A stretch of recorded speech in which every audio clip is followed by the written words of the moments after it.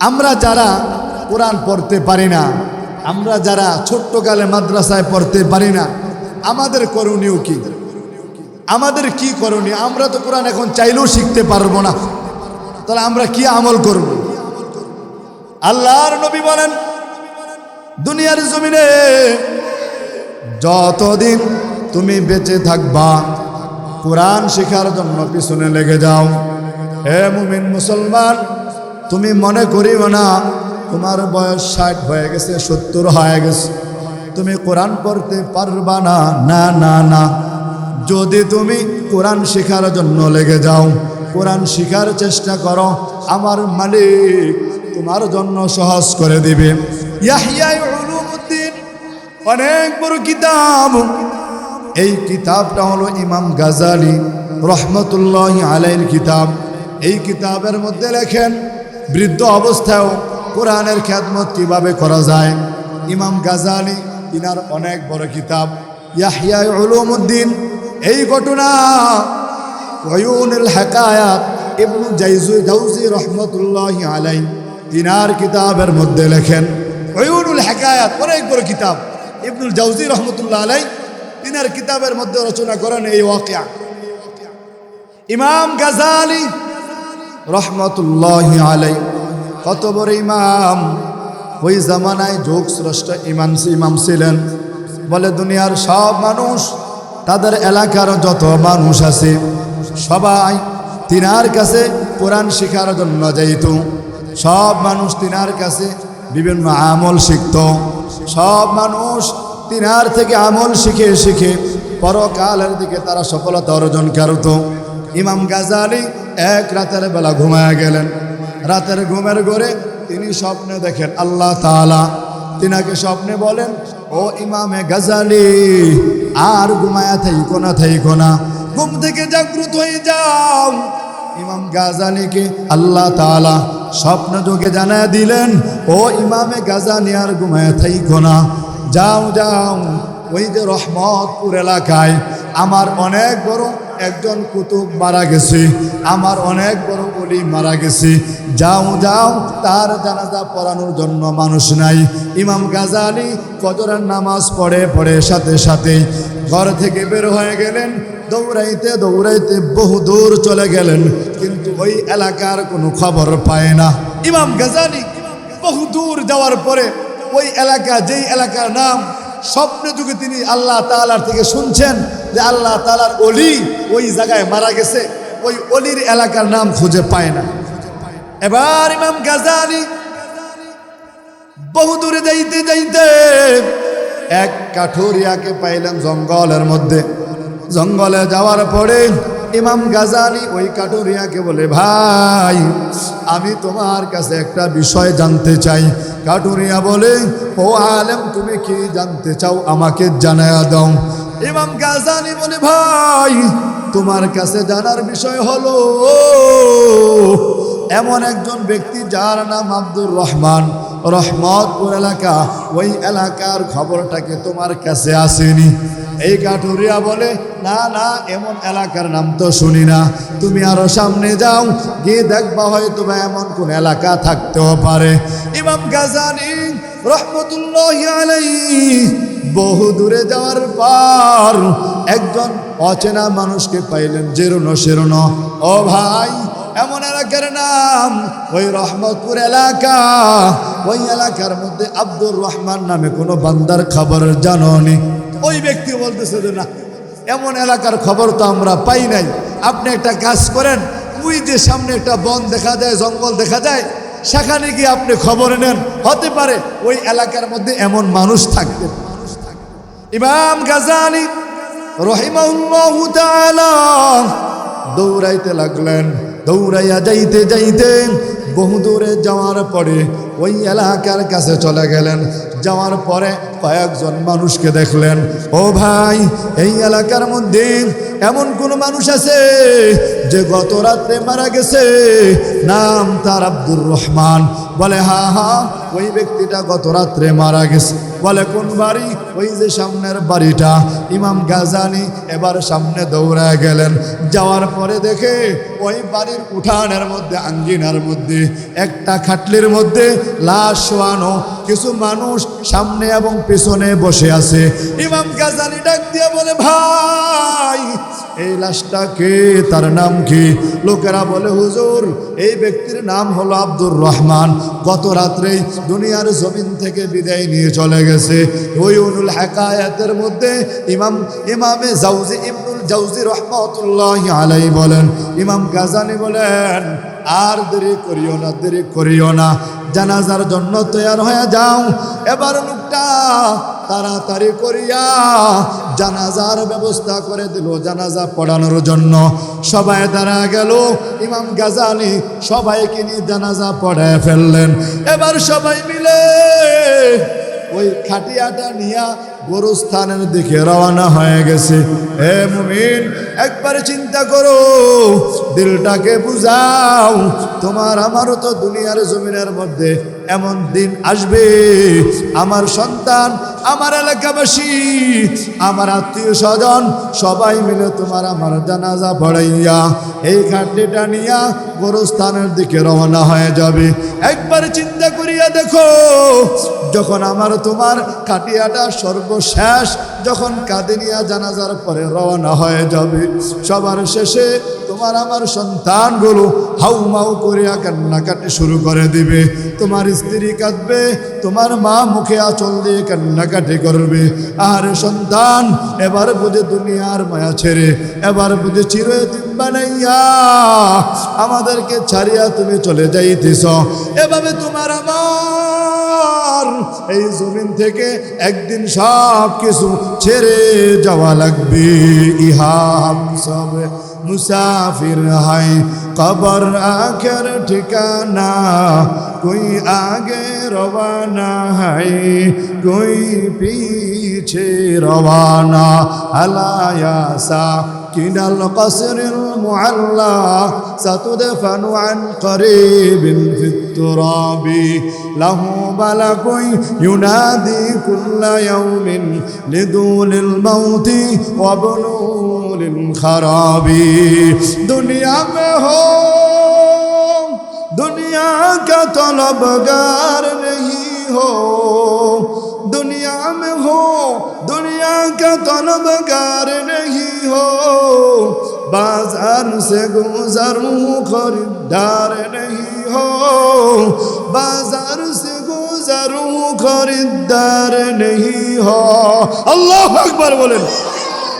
এবার ইমামে গাজালি রাহিমাহুল্লাহু তাআলা জানাজা পড়ানো শেষ হয়ে গেছে।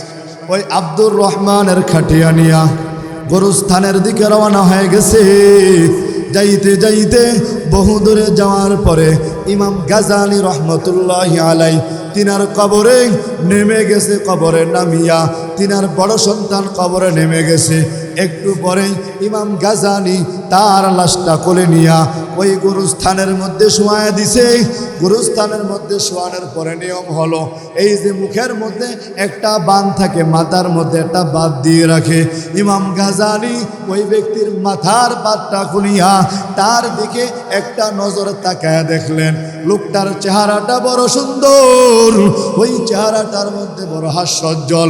ইমাম গাজালি তার চেহারাটা একটু মুড়াইয়া মাটি দিয়া সাথে সাথে আস্তে আস্তে সব মানুষ যখন বাড়ির দিকে রওনা হয়ে গেছে, ইমাম গাজালি তার বড় সন্তানকে ডাক দিয়া বলে, ও সন্তান, এই কবরের পাশে দাঁড়ায়া যাও, দাঁড়ায়া যাও। তোমার বাবা এখন বড় প্রশ্নের সম্মুখীন হয়ে যাবে। তোমার বাবার এখন কষ্টের সময়। এখন দুইজন ফেরেশতা তোমার বাবার কবরে চলে আসবে, একজন মুনকার আর একজন নাকির। এখন তারা তোমার বাবাকে প্রশ্ন করবে, প্রশ্ন করবে। হে মুমিন, আমরা জানি যখন কবরের মধ্যে ওই মৃত ব্যক্তিকে শোয়া দেওয়া হয়, দুইজন ফেরেশতা আসিয়া তাকে প্রশ্ন করা শুরু করিয়া দেয়। এই প্রশ্নের জবাবগুলো যদি সুন্দরভাবে দিতে না পারে তাহলে কবরের আযাব তার তখনই শুরু হয়ে যায়। এজন্য নবী আমার বলেন, যখন মাইয়িতকে কবরের মধ্যে দাফন করে দেওয়া হবে, দাফন করে তোমরা গোরস্থানের মধ্যে দাঁড়াইয়া সূরা ইয়াসিন সূরা ইখলাসের খতম দুরুদের আমল করিয়া করিয়া ওই ব্যক্তির জন্য বক্সায়া দিলে নবী আমার বলেন তার কবরের সওয়ালগুলো লাঘব হয়ে যাবে, সহজ হয়ে যাবে। ইমাম গাজালি এবার তার জন্য দোয়া করে দিলেন। ইমাম গাজালি এবার বাড়ির দিকে রওনা হলেন, কারণ তার খবর নেওয়া দরকার।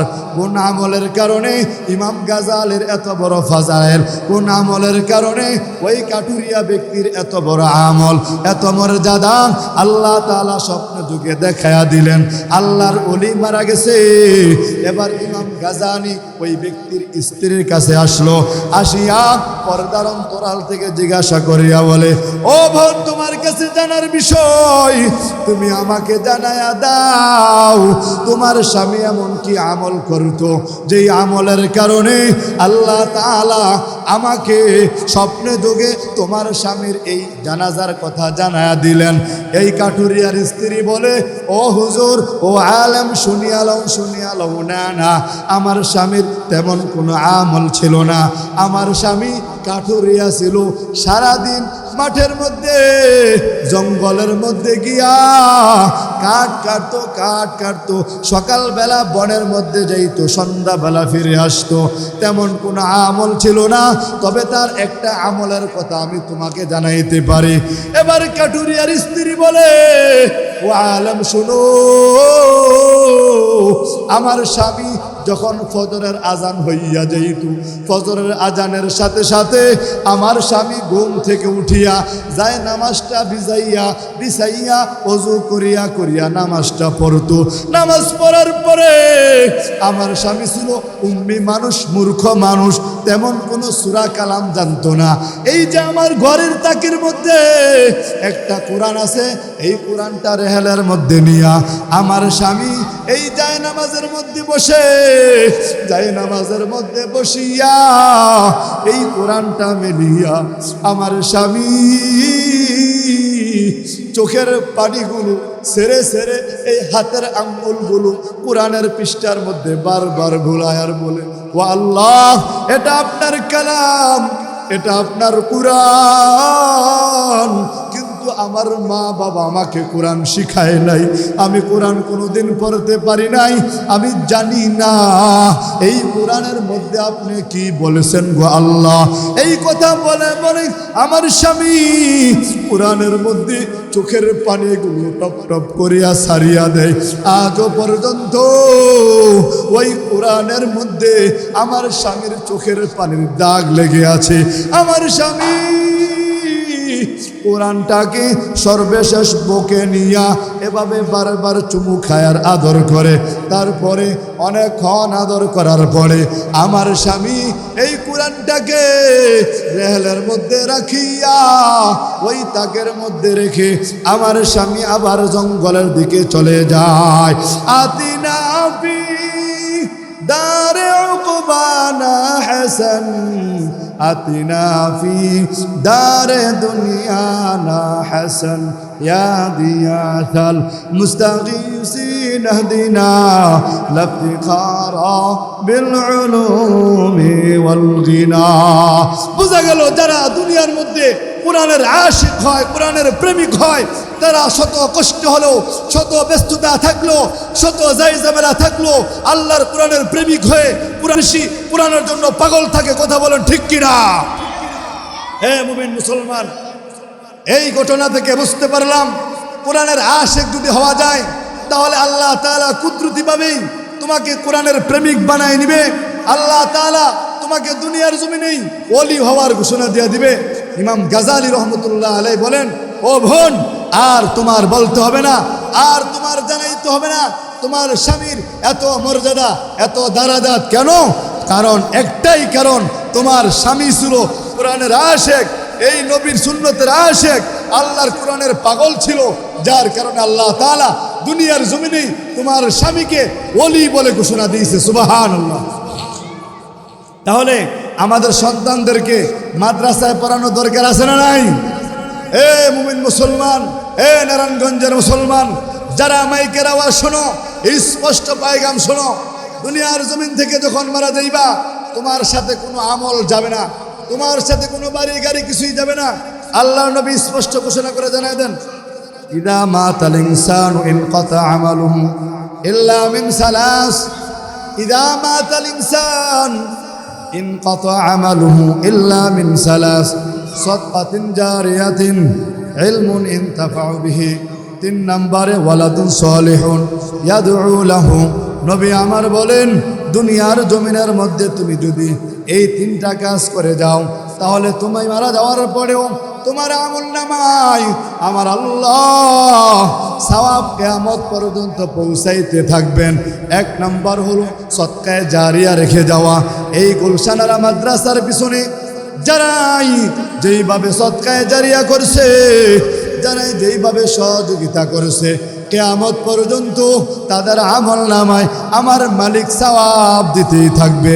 2 নম্বর হলো ইলমুন ইনতাফাউ বিহি, যদি এমন ইলম শিখায়া যাও, এই ইলম আবার তোমার ছাত্ররা তাদের ছাত্রকে শিখাইবে। এভাবে কিয়ামত পর্যন্ত তোমার সন্তানেরা তাদেরকে কোরআন শিখাইবে, হাদিস শিখাইবে। নবী আমার বলেন, কিয়ামত পর্যন্ত এর সওয়াব তোমার আমার আমলনামায় পৌঁছতে থাকবে। 3 নম্বর হলো ওয়ালাদুন সালিহুন ইয়াদউ লাহু, এমন সন্তান যেই সন্তানটা নেককার সন্তান, ইলমে দ্বীন শিক্ষা করছে, কোরআন পড়ছে, হাদিস পড়ছে। এই সন্তানটা তুমি যখন মারা যাইবা, দুনিয়ার জমিন থেকে চলে যাওয়ার পরে, এই সন্তান আল্লাহ তাআলার কাছে রাতের বেলা তাহাজ্জুদের সময় উঠিয়া যাইবে, চুপে চুপে কাঁদিয়া কাঁদিয়া বলবে, ও মালিক, আমার মা বাবা কত কষ্ট করে, আমার বাবা অটো চালাইতো, ভ্যান চালাইতো, আমার বাবা সাধারণ দিন মজুর ছিল, আমার বাবা কত কষ্ট করে দুনিয়ার জমিনে আমাকে কোরআন পড়ায়া গেছে, কত কষ্ট করে আমার বাবা আমাকে আলেম বানায়া গেছে। এ নারায়ণগঞ্জের মুসলমান, তোমাদেরকে জানায়া দেই, এই সন্তানটা তোমার কবরের পাশে দাঁড়ায়া যাবে।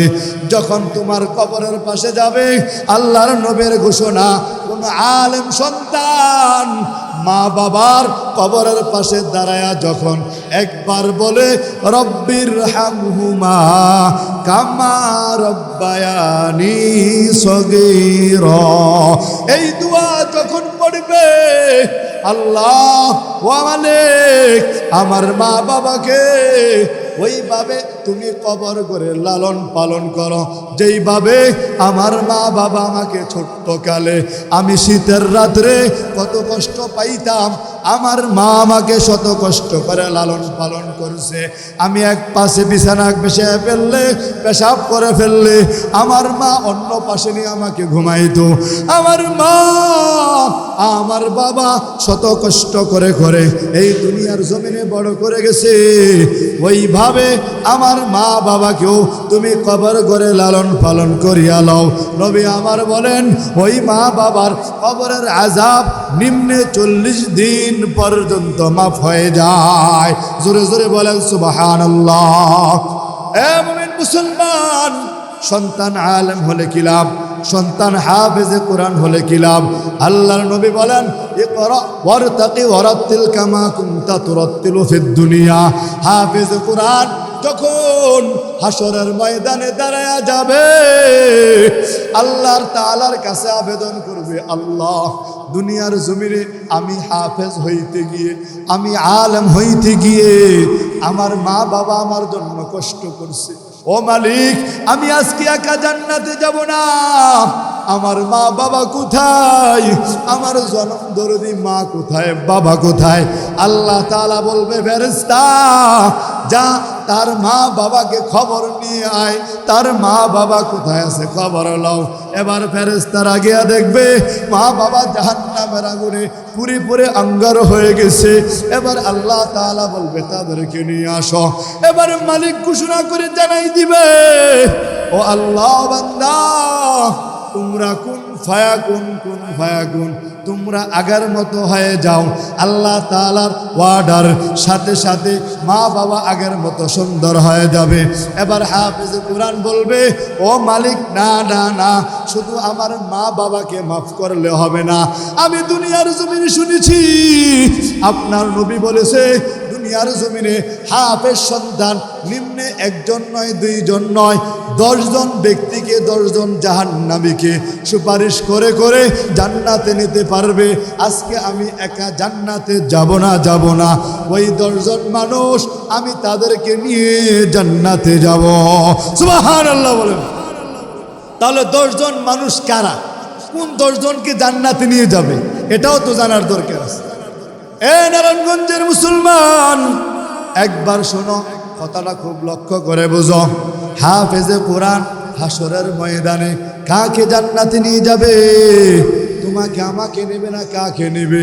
নবী আমার বলেন, হাসরের ময়দানে হাফেজে কোরআন বলবে, ও আল্লাহ, দুনিয়ার জমিনে আমি যেই মাদ্রাসায় পড়তাম, ওই মাদ্রাসার মধ্যে কত এতিম সন্তান ছিল, ওই মাদ্রাসার মধ্যে কত মানুষ কত জিনিস দান করেছে, কত মানুষ আমাদের জন্য খাবারের ব্যবস্থা করছে, কত মানুষ এই যে শীতের রাত্র আমাদের জন্য কার্পেটের ব্যবস্থা করে দিয়েছে, আমাদের জন্য কম্বলের ব্যবস্থা করে দিয়েছে, কত মানুষ এই মাদ্রাসার মধ্যে আমি হাফেজ হওয়ার পিছনে শত শ্রম দিয়েছে, শত কষ্ট করেছে। আল্লাহ, আজকে আমি তাদেরকে নিতে চাই।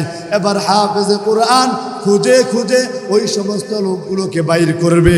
ও আল্লাহ, এই যে গুলশানের মাদ্রাসার মাঝে আমি যখন পড়েছিলাম, ওই বান্দাটা মাদ্রাসার খোঁজখবর সকাল বিকাল নিয়েছে, ওই মানুষটা মাদ্রাসার মধ্যে চাউল দিয়েছে, ওই মানুষটা মাদ্রাসার সব সমস্যা সমাধান করার পিছনে অগ্রণী ভূমিকা পালন করেছে।